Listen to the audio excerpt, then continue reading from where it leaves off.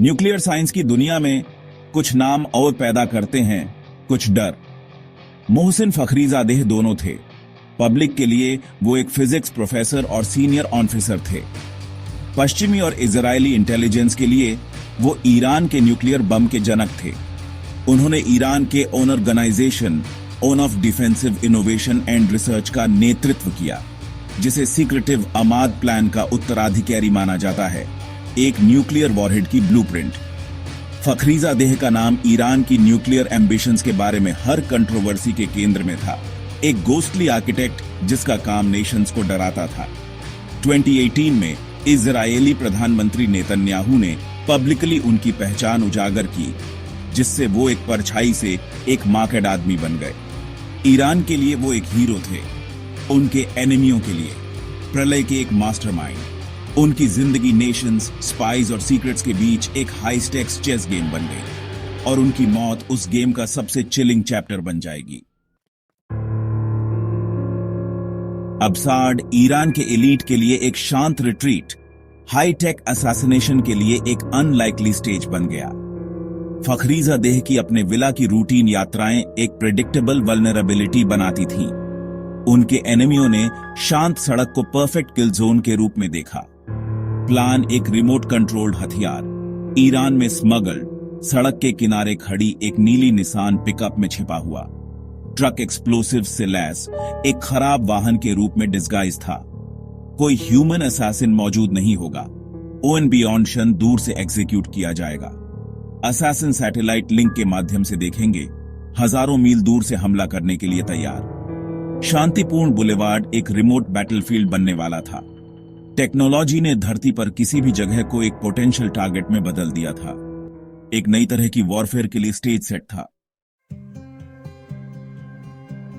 27 नवंबर 2020 को फखरीजादेह और उनकी पत्नी अपनी आर्मर्ड कार में यात्रा कर रहे थे, सुरक्षा द्वारा एस्कॉर्टेड। जैसे ही वे राउंड अबाउट के पास रीचे, लीड सुरक्षा कार आगे बढ़ गई, एक ब्रीफ गैप बनाते हुए। अचानक नीले निसान ट्रक से गोलियां रनिंग ने लगी। फखरीजादेह ये सोचकर कि यह एक मैकेनिकल इश्यू है, अपनी कार से बाहर निकले। उनकी फेटल मिस्टेक।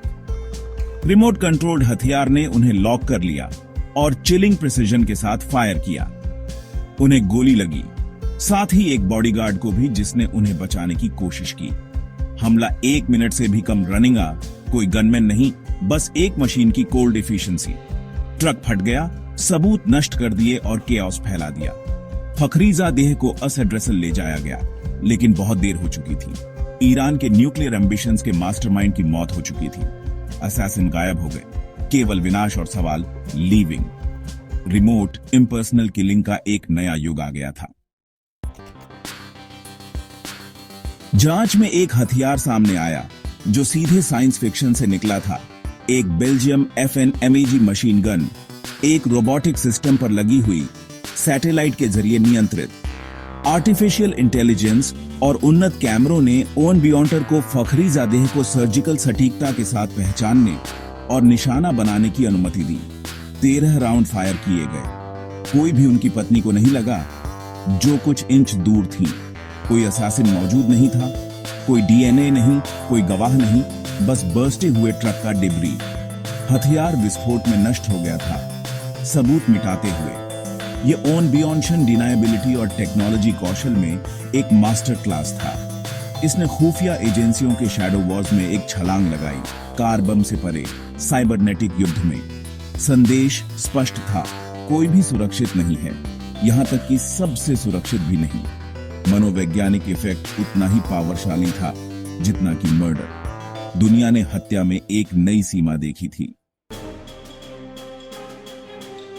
ईरान ने तुरंत इजराइल पर एक्यूजेशन लगाया। ओएनबियॉन्शन की सटीकता और ऑडेसिटी में मोसाद के सिग्नेचर को देखते हुए। दोनों देशों के शैडो वॉर का एक लंबा ब्लडी इतिहास है। साइंटिस्टों को मारा गया, तोड़फोड़ और डिनाइबल अटैक्स। इजराइल ईरान के न्यूक्लियर प्रोग्राम को एक एग्जिस्टेंशियल थ्रेट मानता है, जो कोवर्ट हमलों के अभियान को इंक्रीज्ड वा देता है। मोसाद की गहरी पैठ और रूथलेस एफिशिएंसी की प्रतिष्ठा लेजेंडरी है। इजराइल ने कोई टिप्पणी नहीं की, चुप्पी को संदेश को एम्पलीफाई करने दिया। ईरान के लिए असैसिनेशन एक स्ट्रेटेजिक झटका और एक चेतावनी थी, कहीं भी सुरक्षित नहीं है। हत्या डिसरप्टिव, इंटिमिडेटिंग और पैरानोया पैदा करने के लिए डिजाइन की गई थी। यह केवल एक वैज्ञानिक को हटाने से कहीं ज्यादा था। यह मनोवैज्ञानिक युद्ध था। शैडो कॉन्फ्लिक्ट एक नए भयानक स्तर पर पहुंच गया था। कोई ह्यूमन अटैकर न होने के कारण ईरान के इन्वेस्टिगेशनकर्ताओं ने एक डिजिटल निशान का पीछा किया। इलेक्ट्रॉनिक सिग्नल, स्मगल्ड पुर्जे और वित्तीय ट्रांजैक्शंस।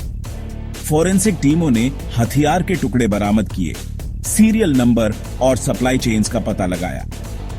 हथियार के कंपोनेंट्स शायद एक एक करके स्मगल्ड किए गए थे, साधारण सामान के बीच छिपे हुए। यह स्थानीय सहयोगियों और विदेशी हैंडलर्स के एक नेटवर्क की ओर इशारा कर रहा था। सुरक्षा सेवाओं ने सैटेलाइट डेटा और इंटरनेट ट्रैफिक को खंगाला, ऑपरेटरों के डिजिटल फिंगरप्रिंट की तलाश में। लेकिन सिग्नल मास्क थे, वैश्विक सर्वर के माध्यम से राउटेड एक डिजिटल हेस्टैक में भूतों की सर्च। दुश्मन अब एक नेटवर्क था, हर जगह और एक साथ कहीं भी नहीं। 2 साल बाद ईरान ने गिरफ्तारियों की घोषणा की। कथित मोसाद के सहयोगियों पर हथियार के पुर्जे स्मगल्ड करने का आरोप। 3 कुर्द मैनों को मौत की सजा सुनाई गई। उन पर जासूसी और भ्रष्टाचार का एक्यूजेशन था। राज्य ने दावा किया कि वे प्रशिक्षित ऑपरेटिव थे। उनके कन्फेशन मुकदमे का आधार थे। अंतर्राष्ट्रीय मानवाधिकार समूहों ने मुकदमे की निंदा की, टॉर्चर और ड्यू प्रोसेस की लेसी का हवाला देते हुए। आलोचकों ने तर्क दिया कि ये पुरुष बलि का बकरा थे, राजनीतिक नाटक के विक्टिम। यह मामला न्याय और जवाबदेही पर बहस का एक फ्लैश पॉइंट बन गया। असली मास्टरमाइंड्स मायावी बने रहे। मुकदमे ने कंट्रोवर्सी को और गहरा कर दिया। असैसिनेशन का आफ्टरमैथ उतना ही मर्की था जितना कि ऑन बियॉन्शन खुद। असैसिनेशन का उद्देश्य ईरान के परमाणु कार्यक्रम को उसके मुख्य आर्किटेक्ट को हटाकर क्रिपल्ड करना था। कम समय में यह एक झटका था। फखरीजादेह की एक्सपर्टीज इररिप्लेसेबल थी, लेकिन कार्यक्रम को रोकने के बजाय इस हत्या ने ईरान के रेजोल्यूशन को और मजबूत कर दिया। फखरीजादेह एक शहीद बन गए। उनका नाम साइंटिस्टों और अधिकारियों को अपना काम तेज करने के लिए रैलिंग कर रहा था। हमले ने रीजनीय तनावों को इंक्रीज्ड दिया। इजराइल के साथ शैडो वॉर को बढ़ा दिया। टिट फॉर टैट हमले और ड्रोन हमले हुए, जिससे एनिमी तेज हो गई। अंतर्राष्ट्रीय स्तर पर हत्या ने डिप्लोमेसी और परमाणु समझौते को पुनर्जीवित करने के प्रयासों को जटिल बना दिया। इसने शैडो वॉरफेयर के क्रूर तर्क को उजागर किया, जो आधिकारिक वार्ताओं के समानांतर चल रहा था। अब्साड में उस दिन के परिणाम अभी भी मध्य ईस्ट में गूंज रहे हैं। एक आदमी को मारने से क्षेत्र की ट्रैजेक्टरी आने वाले वर्षों के लिए बदल गई। फखरीजादेह की हत्या सिर्फ एक हत्या से कहीं ज्यादा थी। यह एक रणनीतिक संदेश था, जिसे चिलिंग प्रेसिजन के साथ रिचाया गया था। इसने आधुनिक खुफिया एजेंसियों की पहुंच और शक्ति को दिखाया, जिसमें मानव नेटवर्क को कटिंग एज तकनीक के साथ मिलाया गया था। ओएन बियॉन्शन ने जासूसी, सैन्य कार्रवाई और साइबर युद्ध के बीच की रेखाओं को धुंधला कर दिया।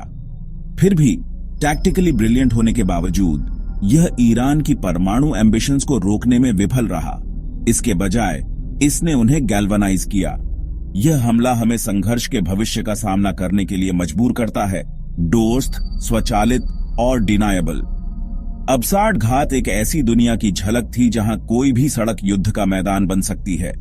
जिस गोली ने फखरीजादेह को मारा वह ईरान के प्राइड और महत्वाकांक्षा पर लक्षित थी, लेकिन इसकी लेगेसी एम्बिग्युअस है। शैडो वॉर जारी है, पहले से कहीं ज्यादा अनप्रेडिक्टेबल।